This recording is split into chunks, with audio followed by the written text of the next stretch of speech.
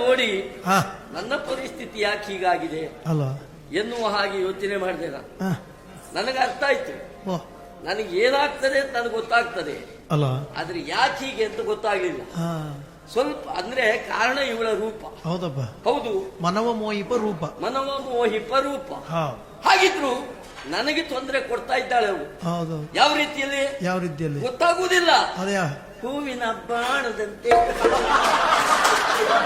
ಯಾರಿಗೂ ಕಾಣದಂತೆ ತೊಂದರೆ ಕೊಡ್ತಾ ಇದ್ದಾಳೆ. ಯಾರಿಗೂ ಗೊತ್ತಾಗುವುದಿಲ್ಲ, ತೊಂದರೆ ಆಗುತ್ತ ನಮಗೆ.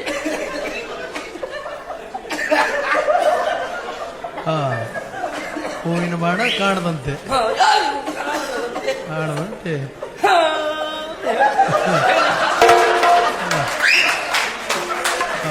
ಸಮಸ್ಯೆ ಆಗುವುದು ಹಾಗೆ. ಹೌದಪ್ಪ,